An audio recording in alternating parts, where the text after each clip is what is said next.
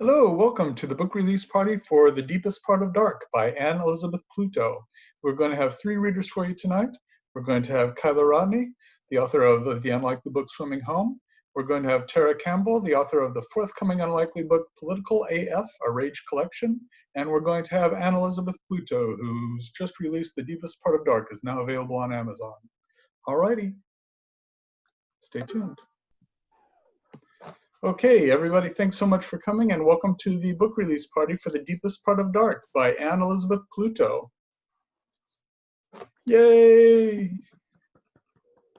Thank you all. We're going to hear from 3 readers tonight. We're going to hear from Tara Campbell and Kayla Rodney and Annie. Let's hear about Tara.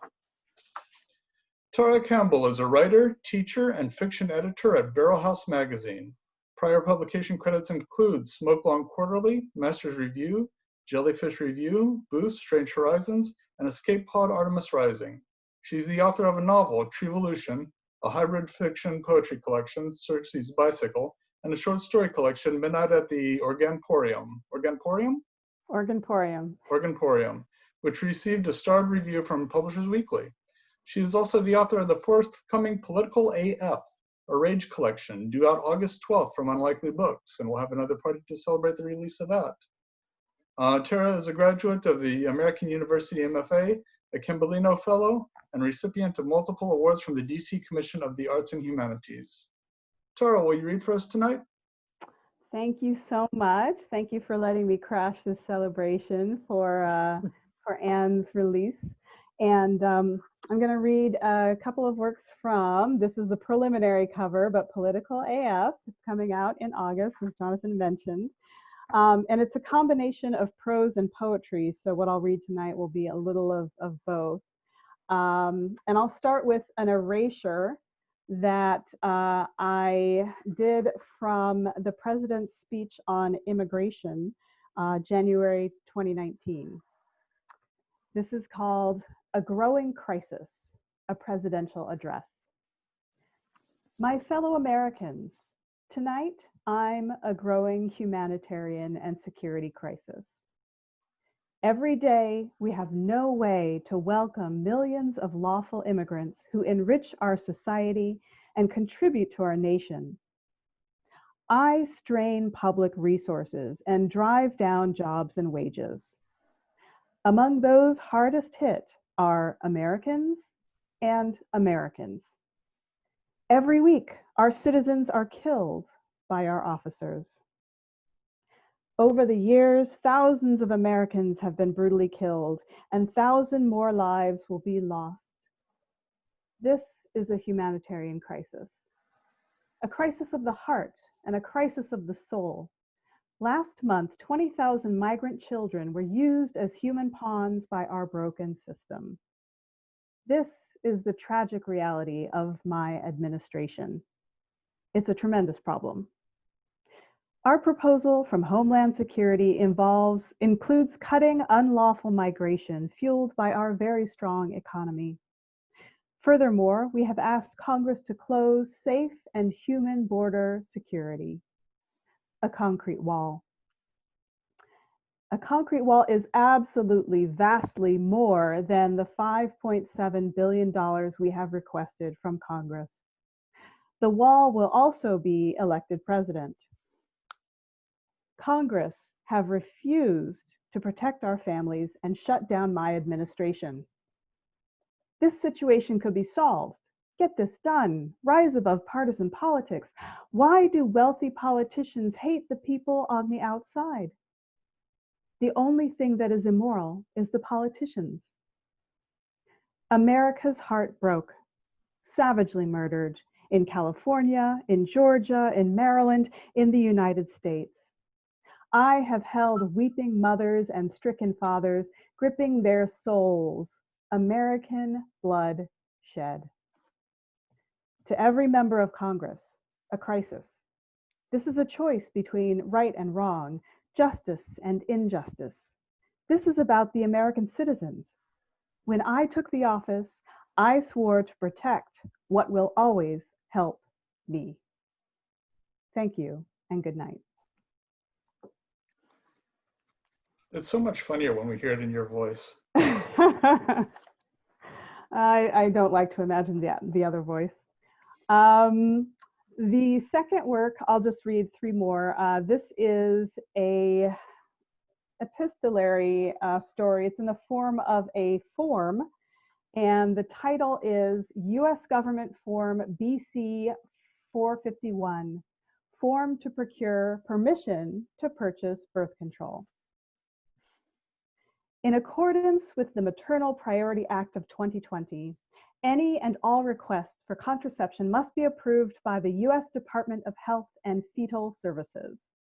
To that end, please complete the following questionnaire. Name of infernal harlot, last comma first. Citizenship status. 1. U.S. citizen. 2. Naturalized U.S. citizen, asterisk. 3. Dual citizen, asterisk. 4. Permanent resident, asterisk. 5. Spanish speaker, asterisk. 6. Olive-skinned, asterisk. 7. Otherwise suspicious, asterisk. Asterisk, this is the incorrect form for your use. Please submit Form 4827, Voluntary Forfeiture of Citizenship Status, and Form 3453, Requisition for Repatriation to Country of Ancestral Origin. Race/ethnicity. 1. Caucasian or white. 2. African American or black, asterisk. Asian, asterisk. 4. Native Hawaiian or other Pacific Islander, asterisk.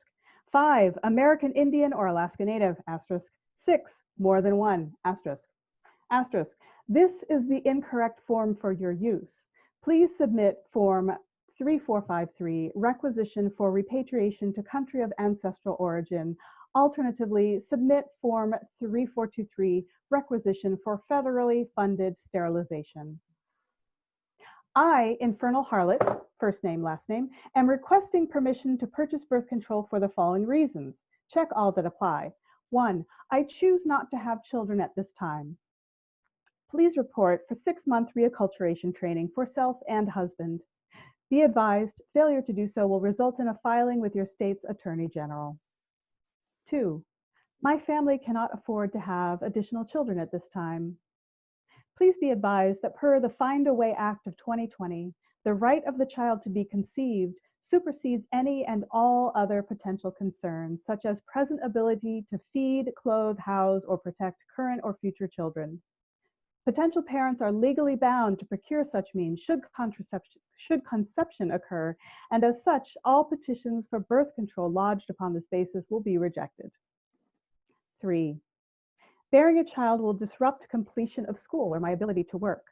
Per the 2021 Patriot Mother Act, an approved and notarized Form 1426B justification for continuance of educational/professional activities must be attached.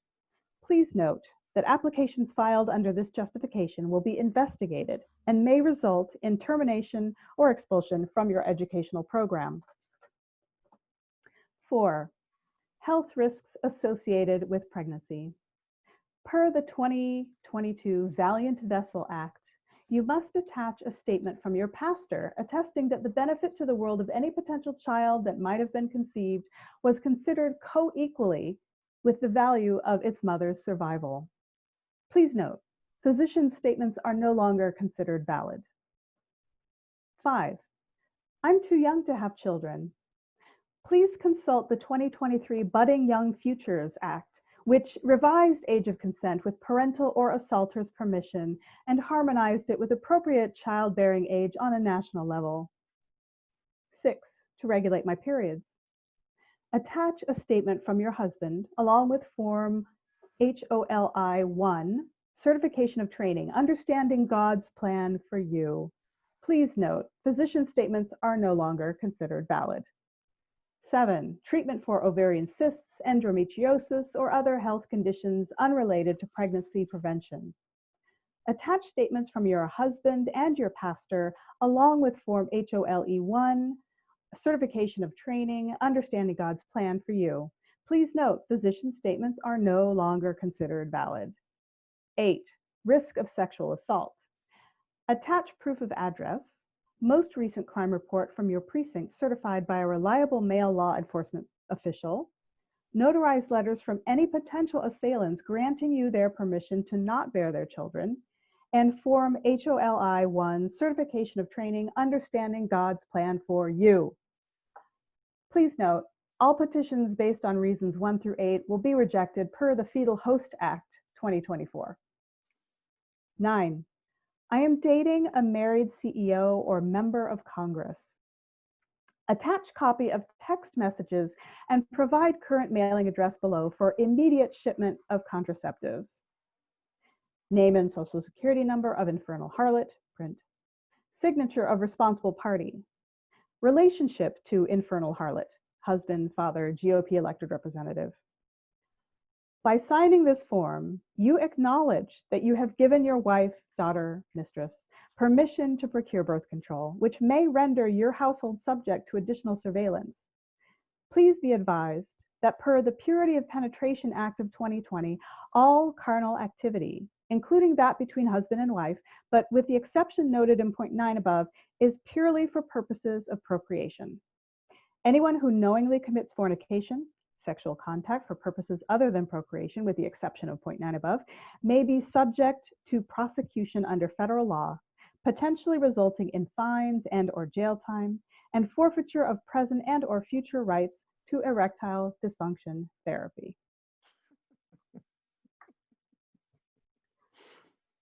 So I just have 2 more poems to share with you. Oh, thank you. My God, I'm seeing the little hands clapping. This is such a strange mode for reading, so thank you for the visual. So I'll just read another 2 poems. One is, probably familiar material given the last piece I read. This is called Vessels of the State. We will no longer refuse you. We will give birth and give birth to all required infants from all of our partners and all our assailants, and we will give birth to whatever we can, from babies to manna to Bibles to frying pans. We will give birth to world peace and war. We will give birth to more and more and more. And we will give birth to swarms of locusts and shaggy red devils with razor-sharp horns. And we will give birth to dashing steel daggers and gleaming new teeth. And we will give birth to braziers and pitchforks to praise you. For you, we will grow as many vaginas as Kali has arms. Our vulvas will steam, sulfuric, primordial. Deliver your mandates and scald doctors' hands with Vesuvial pitch. We'll never stop birthing and crossing state lines, dropping your children like landmines until tempests whirl from sin-tainted chasms and chains pour forth from between our legs to hold us down. And still we will bear lava and wait for our lovers, our husbands, our rapists, our fathers, our uncles, our brothers. We'll bear for them too and praise them and raise up new sons and new vessels, just as you command of us. Vessels of the state.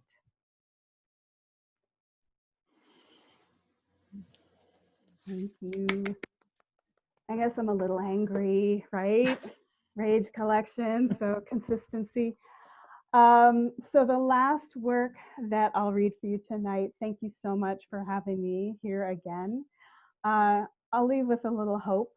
Some of you may remember that boy, it seemed like a long time since this little jaunt started. But at the beginning of a certain person's presidency, the CDC was advised to avoid certain words to sort of, reduce chances of losing funding. So I wrote a poem including these 7 words and phrases, and it's called In Contradiction to the Commander's Standards and Wishes. I base my poetry on science, in contradiction to the commander's standards and wishes. I sing of diverse transgender fetuses, write evidence-based verse in praise of science-based wonders, rhyme vulnerable with beautiful, while capital millionaires line their pockets with non-chlorophyllite green and almost forget to chip the children in their trickle-down amnesia. I base my poetry on science in consideration with community standards and wishes, based on faith in reason, in empathy, in data, in compassion, in knowledge, in questioning, in resistance. Thank you. Tara, thank you so much. Thank you. I appreciate it. All right, let's go ahead and roll right into hearing from Kayla Rodney. Let's see here, ask to unmute.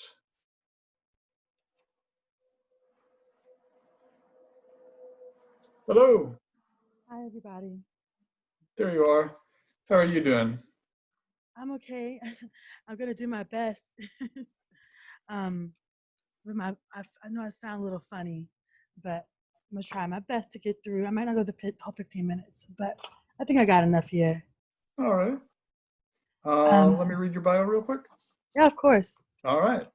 Kayla Rodney, a New Orleans native, has been studying and writing poetry for the last 15 years. She's a graduate of Lusher Charter High School, Xavier University of Louisiana, San Diego State University, and just acquired her PhD in English at the University of Florida. Congratulations. Thank you. After being displaced due to Katrina and then later migrating to different cities for her education, she felt a pull to write about home and the tremendous power of community, landscape, family, and water.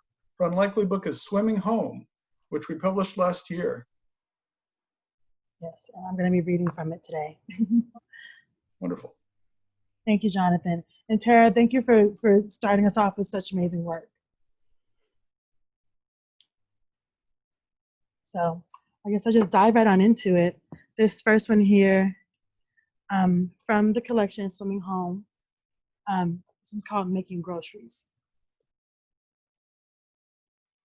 2-day-old French bread for pudding, chopped seasoning, bay leaves, lump crab meat, smoked sausage, and hot sausage. Gumbo boils over tops of pots, splashes onto stoves with roux dark as Mississippi water. City streets reek of vodka, morality overtaken by absinthe, rum rivers rushing through the quarters.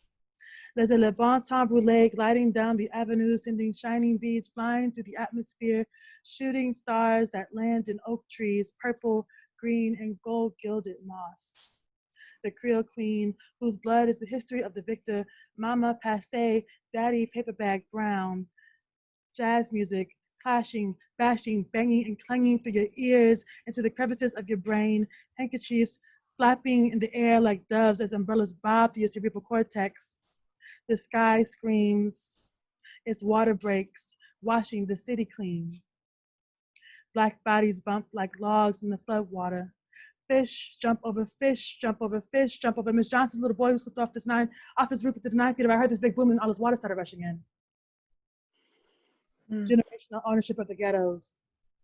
The tapping of big shot cans on brick roads beneath a child's wildly moving feet. Old tree roots that break up the concrete. Bullets fall down like ash on Pompeii.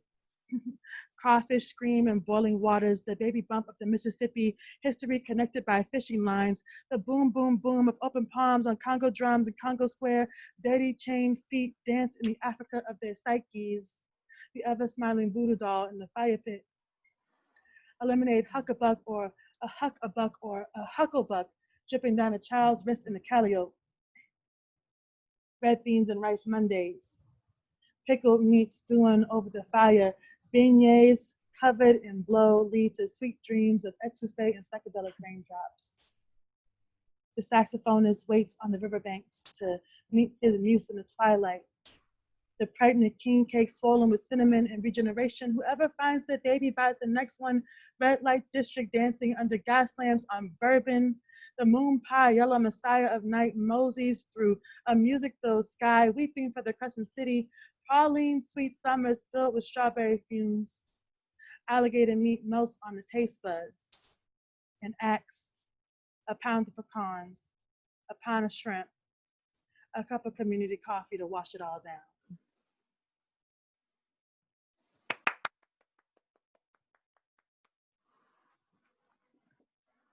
So I just have a few more from the book here, and then I'm going to switch over some things I wrote recently.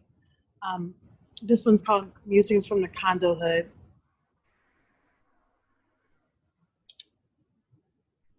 Little white boys play with toys that little black boys can't. Plastic rifles waving along the skyline as congregated packs crowd the night. They are safe in the condo hood, where white houses and white skin blend, become smooth and palatable, where any little black dot sticks out, a stain on America's work shirt. Black mamas stand on porches like lifeguards presiding over the sea. Their fanny packs full of declarations why the police should spare their child one more time. The streetlights, a flickering countdown to when all the little black boys need to make their way inside. To when all the little white boys parade through the streets, wearing safety like a second skin.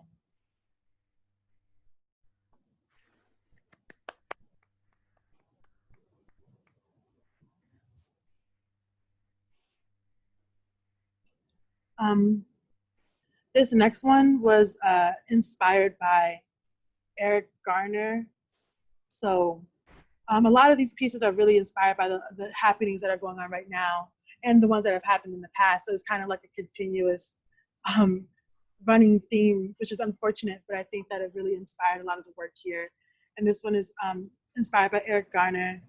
And I just thought it would be good to read today because it kind of catches the moment that we're in right now in many ways. So this one's called Black Holocaust.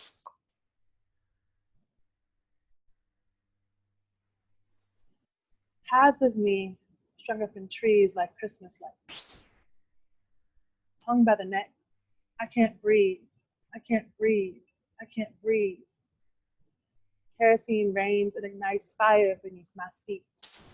Every day the world stomps its rubber-soled boot into my wound. Mary Turner turns in her grave and screams. I had a dream that someone purchased my life for 5 cents at a pharmacy, my heart a beating sun in a mason jar, and he dropped it in the street on purpose, watched it roll into the gutter. My blood curdled milk. Blackness, a star of David on little kids' skin. Blackness, a whole body tattoo of numbers. All the little black kids play Ring Around the Rosie as they shuffle through cozy petals floating from their friends' memorials. Pew, pew, the pews are filled to capacity with Black women and the souls of their children, both born and shaking the Holy Ghost and shaking the holy screams of Save Our Sons. The lead chambers bustle with life. This is the Black Holocaust that began on an ocean. Black bodies piled up in prisons, Black bodies piled in projects like rats, Black bodies piled on street corners like crumpled coal, Black bodies wading through the waters of your consciousness, Black bodies trying to figure out how we too can sing America.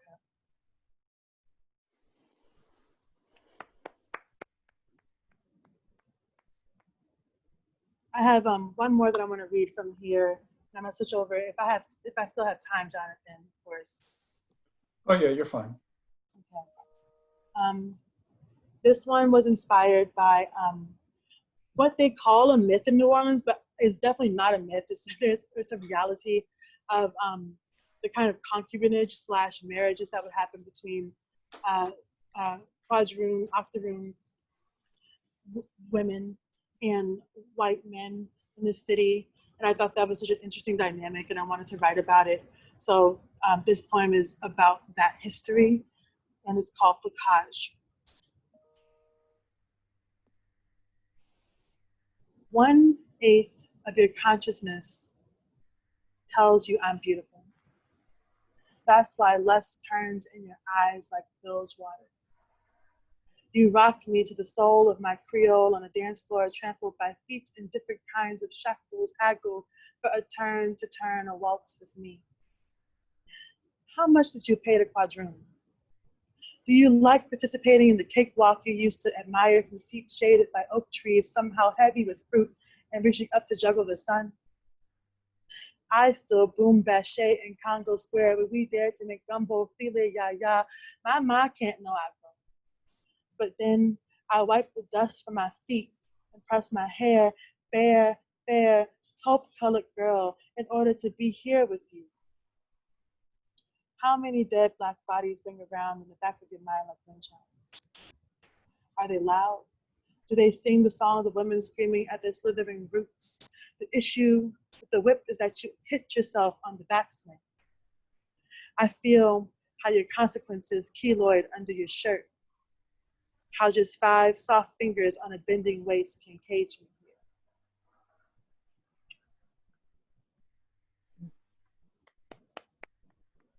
So I'm gonna switch over to a few of the more recent things I've written, inspired by different things.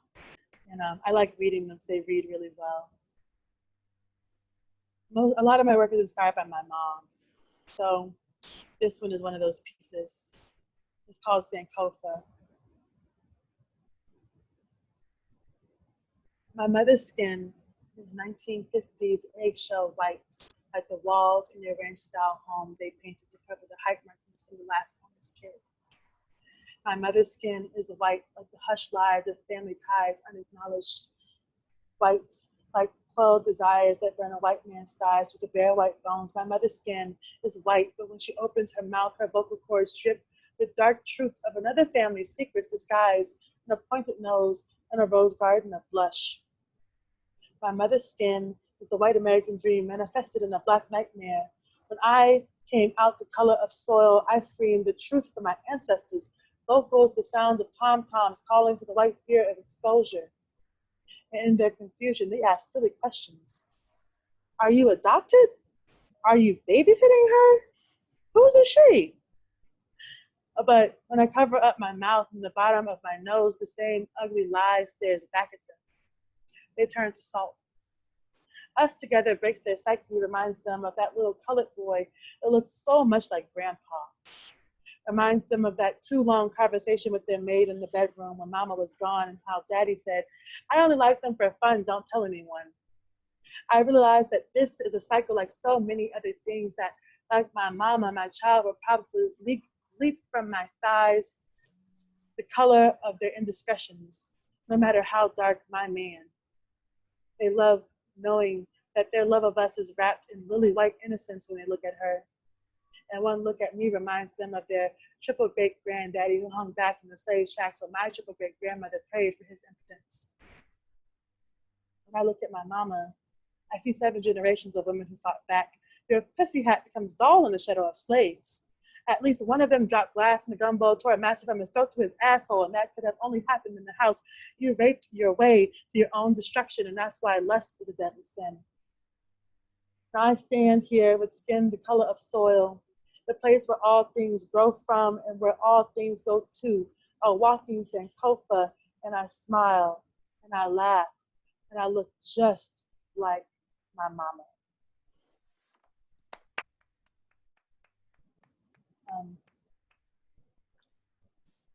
This last one was inspired by my cousin Ashley, who is the happiest person I've ever known in my life. And people tell her that being so happy is a bad thing. And I thought that right now, especially with so many awful things happening, being Black and happy is such a radical thing. I thought that she should be affirmed in that. So this poem is from my cousin Ashley. It is called Ode to Joy.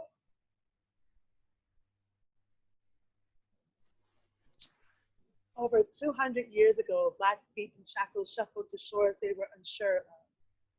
The jingle of chains, of precursors of the jingle of change, and coin purses used to purchase us. But still we sang into blue skies and turned the shuffle into a two-step, turned that two-step into a salsa. We are a people of transmutation. We come from a history of radical joy.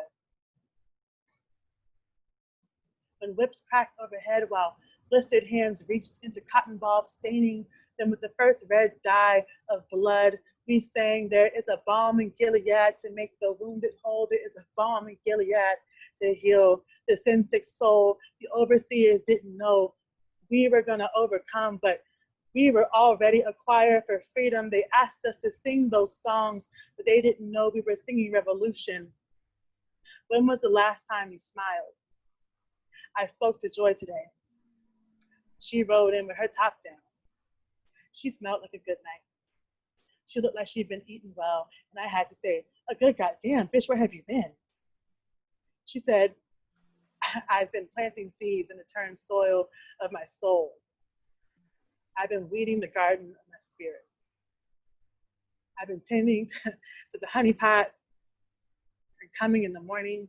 I've been living in today with my foot in tomorrow. I've been inhaling deeply while remembering those who can't breathe. I've been dancing in the streets while the bullet casings turn to rust around my feet. I've decided to live despite the fact they believe it impossible. Do what you need to do with that. Then she drove off in her drop top like a lit ass bitch. And all there was left to do was write this ode to joy. Wonderful. Thank you so much. Thank you. It's good to hear you read again, even in this environment. All right. Anne Pluto, Anne Elizabeth Pluto, a professor of literature and theater at Lesley University in Cambridge, Mass., where she is the artistic director and one of the founders of the Oxford Street Players, the university's Shakespeare troupe. She is an alumna of Shakespeare and Company and has been a member of the Worcestershire Shakespeare Company since 2011. She was a member of the Boston small press scene in the late 80s and was one of the founders and editors at Nix's Mate Review. Recent publications include the Buffalo Evening News, Mad Hat Lit, the Enchanting Verses Literary Review, Mockingheart Review, Yellow Chair Review, the Naugatuck River Review, Tuesday in Our Project, Muddy River Review, and Mom Egg Review, with forthcoming work in Fulcrum. And her new book is just out. Annie, have you gotten your copies yet? Not yet, and we were waiting all day for the FedEx guy or whoever, Amazon, so I'm reading from my proof, but hopefully it'll be here tomorrow. So wonderful. Well, they're available to order at Amazon, The Deepest Part of Dark. And let's see, are you reading from that tonight? yes, I am. Wonderful. Well, thank you, Jonathan, for taking my manuscript, and thank you. And thank you, Gloria Mindock, who I think she's here somewhere. She was the one who helped me with the order of things. Thanks to my family. I'd like to thank the people who blurbed me. So Amy King and Mark Statman and Silva Marjanian, Stephen Haven and Gloria Moynihan, and then to my friend R.D. Pohl, who wrote the foreword. And then just thank you so much, Tara and Kayla. That was amazing. So my heart is very, very big right now to have you share my opening here. Okay, the deepest part of dark. So we're going to go to a different place. So I'm an first-generation American. So my parents are immigrants. And my family always had to lie and say they were Polish, but they were really Russian because you didn't say you were Russian during the Cold War.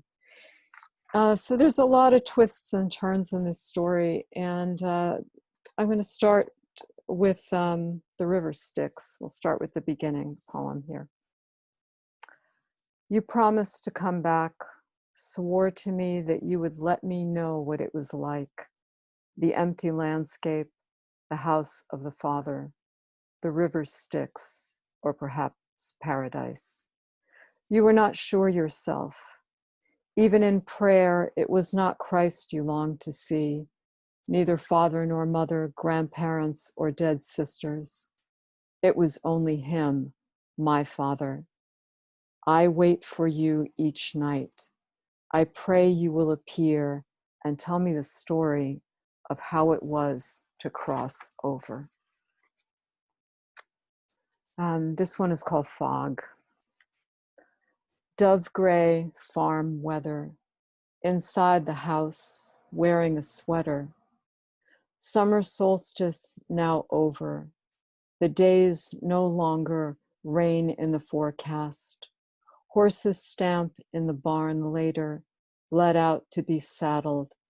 My hair in my eyes, fog in the morning, rolls over by the kitchen window, holding the luminous cups, waiting for my father, asleep upstairs beside my mother, the house, its own silent entity, grandfather in the big garden turning over the earth, grandmother whispering to the icons, I am dreaming, standing, parting the curtains to see the dove-gray fog lift, praying for sun and the world to roll over.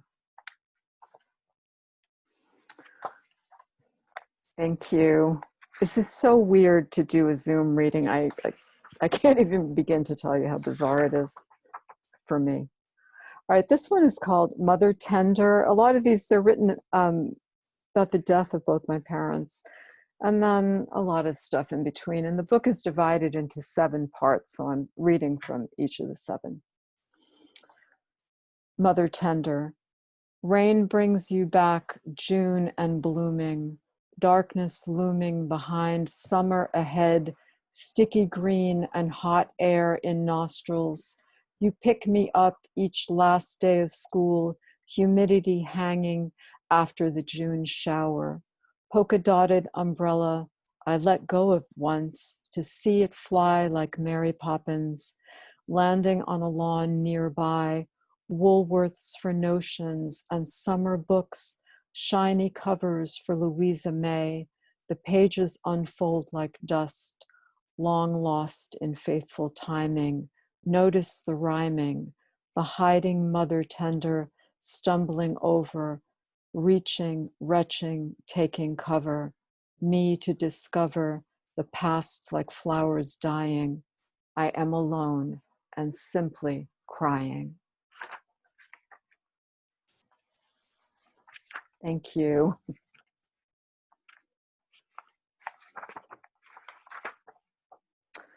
This is from the second part, and it's called Twelfth Night. So, you know, there's the Shakespeare play, Twelfth Night, and then also it would be the Feast of the Three Kings, or in the Orthodox Church, it would be Christmas. So this is called Twelfth Night.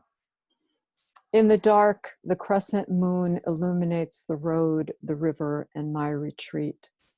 I'm heavy with stagnation, no room to move in either direction.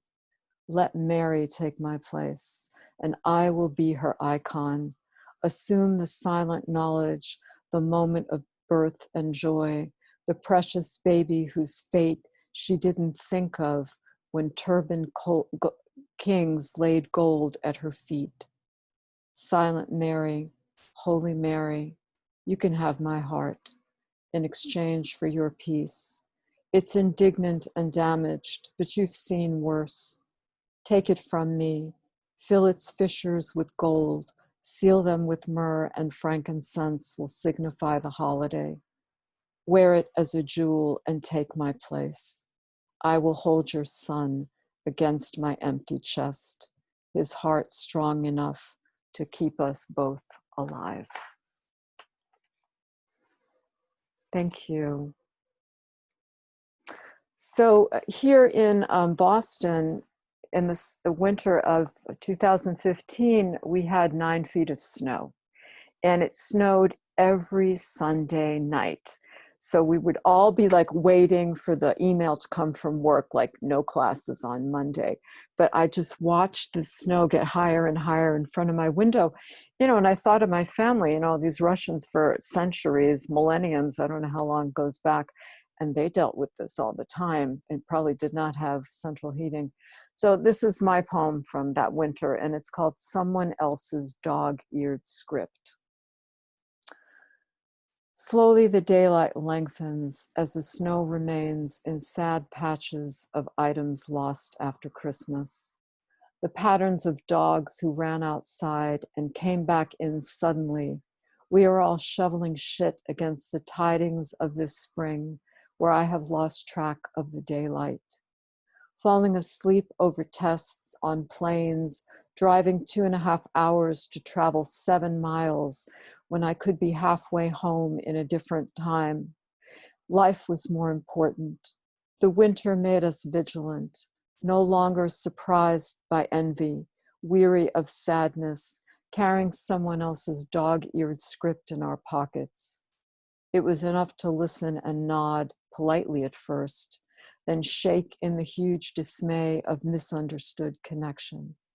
It was more than enough to hide behind the mammoth walls of snow and ice, to walk slowly on the shiny black pavement. We took our lives in our hands, presenting them as gifts. A multitude of magi lost astronomer kings of the East. Each star beckoned us forward. Each coloring book constellation was the map we threw down before the snows came, before the trains stopped running, dead on long-awaited arrivals, and we gave up, retreating to our dimly lit homes and crackly telephones.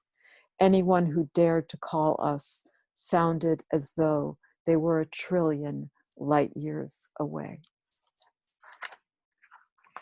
Thank you. This one's called Brighton Beach Was Never Venice. So I grew up in Brooklyn, and Brighton Beach was, you grew up in Brooklyn, you went to Brighton Beach. And this is for a friend of mine, Lisa Levine, who's a photographer, and it's actually the title of one of her photos. Green water, South Pacific or Adriatic, dream water, Grand Canal to Carnival. The masks they wore were not made in Italy, intermittent, mother tender water masks where they could not go. Brighton Beach, it beckons still. Water wave, crashing save, still from the rocky reef refuge, the teeming shoreline left behind.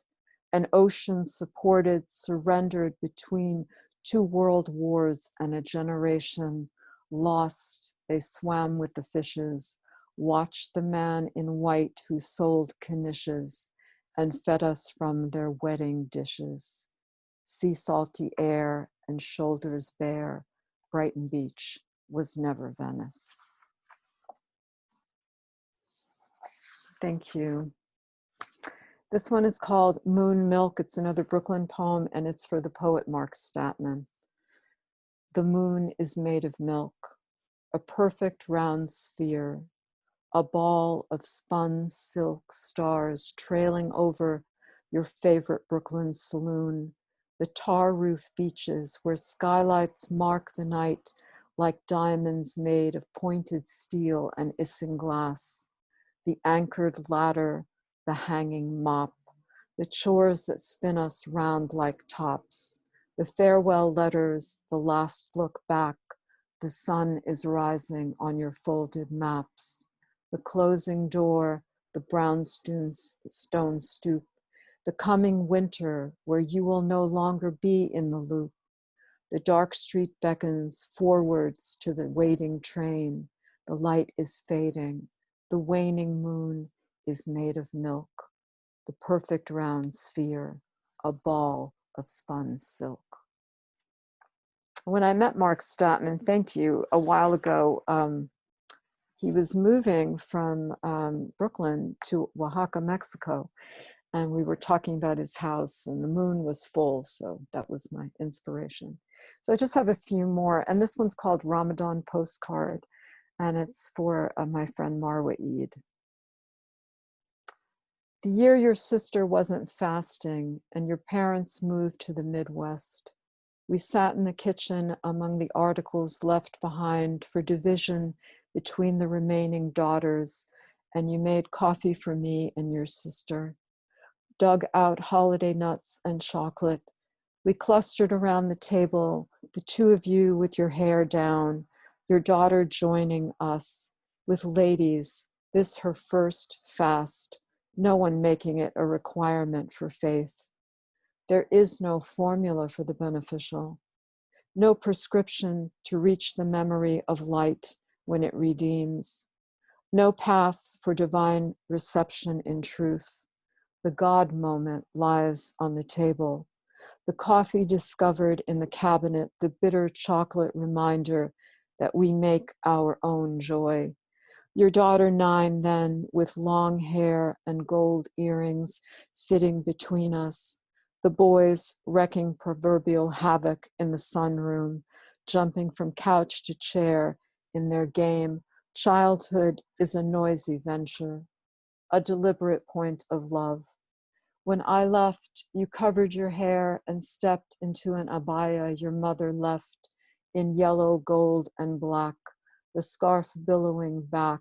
The youngest boy followed us, the miracle child born at 20 weeks. He graced the odds. I was surprised when he called my name, waving goodbye, goodbye, goodbye, as you both disappeared in the rear view mirror.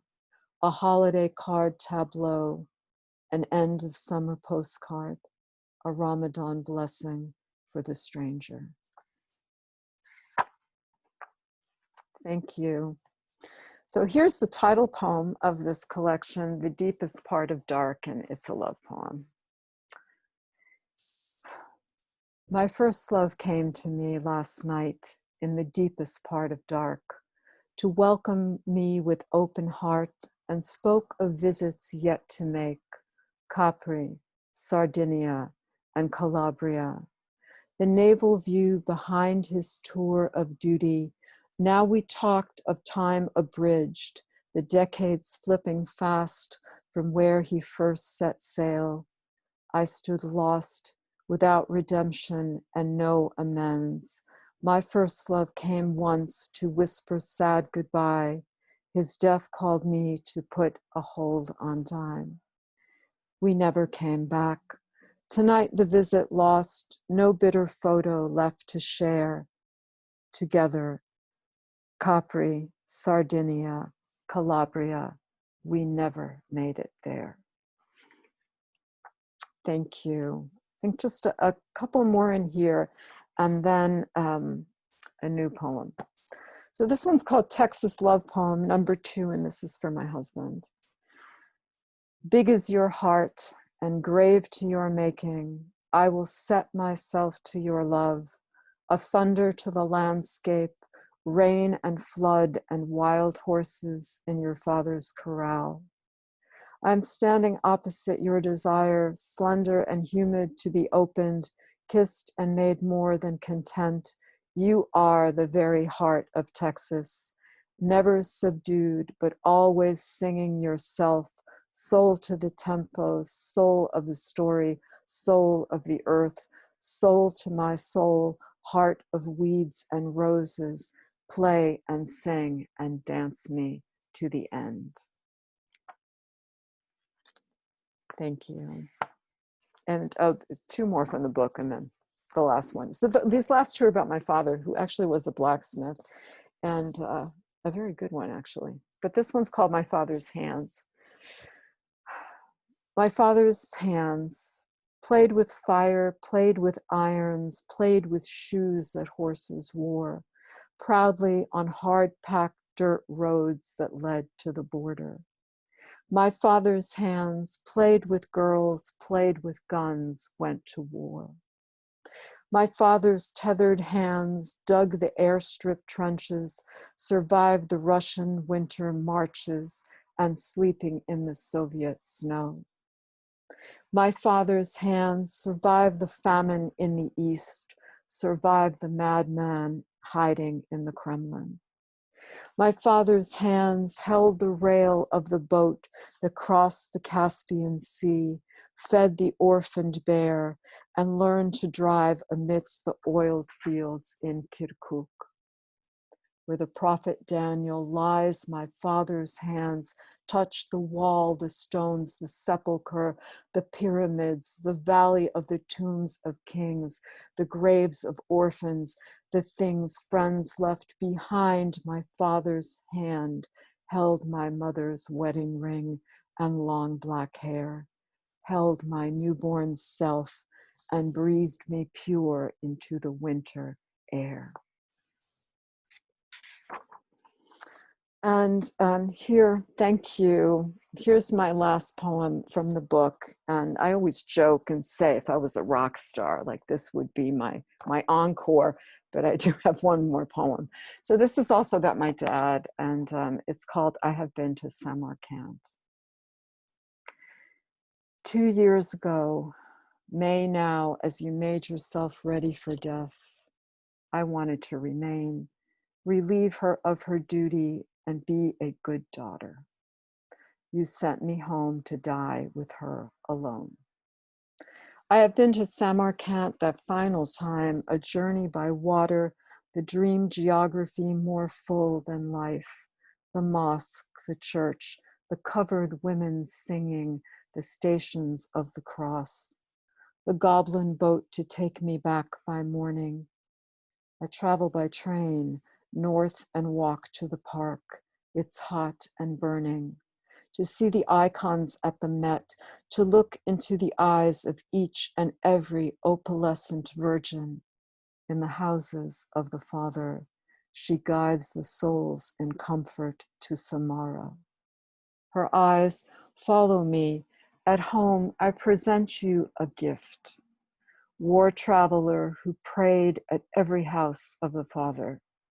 St. Sophia's in Kiev, the Friday Mosque of Tashkent, the Bukharian Synagogue on Sepyernoye Street, the tomb of the prophet Daniel, where his stolen bones grow the stops along the bloody way, in Iran, Iraq, in Syria, then Lebanon, in Egypt, in Bethlehem, at the Church of the Nativity, where the Ottoman Turks had made the doorways 4 feet high to keep the wild horsemen out, to Jerusalem, where they meet God as three, a trinity of one almighty city, to destroy the houses of the Father, a caravanserai on the journey backwards to Samara. You put messages in the wall, went to the Holy Sepulchre, and stumbled along the Via Dolorosa, saw the dome of the rock where Muhammad rode a winged stallion to heaven. Across the Mediterranean, in Monte Cassino, you protected the mountain, then the monastery, and in Rome lifted your face to the ceiling of the Sistine Chapel. Now hear the word of God. As the pain goes through you like hot lead, as your bones move lengthwise into sleep upon the bed. I have brought your last book. In prescience and redemption, in silence and in secret, open it alone. Look. Study the compassionate face of Mary, the distant face of Christ, the icons we cannot escape, imprinted on us since baptism. I hear you pray, and I pray too, for your life that spanned the century. Let the light hold fast. Enter Hagia Sophia, the final house of the Father. Go then, backwards to Samara. Leave your shoes at the door. See Christ who never was removed. Before your destiny is achieved, explore. Arise and go, Vladimir, for the kingdom of heaven is upon you. Thank you. I have one last poem, and this is new. This is how I'm feeling now. So thanks to my writing group, I shared this with them a couple of weeks ago. And the title is, I Shall Wear a Robe and Crown. I've stopped believing in the afterlife. This must be hell already, and the demons have fistfuls of dollars that are never enough. I've stopped believing that all men are created equal on paper where it matters once fertilization has been accomplished. I've stopped believing that the stone can roll away and there's the messenger in his risen state. Look over Jordan, take up your robe and crown, take it up and put it down. Thank you. Thank you. Wonderful. Thank you for putting up with Zoom instead of a real world book release party. But it wasn't my fault this time. No, this was great. Thank you. It was weird, but it was great. Thank you. Thank you so much. All right, everybody, that's our show. Thank you so much for coming and putting up with the Zoom and having a good virtual time. Thanks to the people watching on Facebook Live and the people who will watch this on YouTube later. It was good to see you all. And I hope to see you again in the real world real soon. Yes, thank you. Good night. Good night.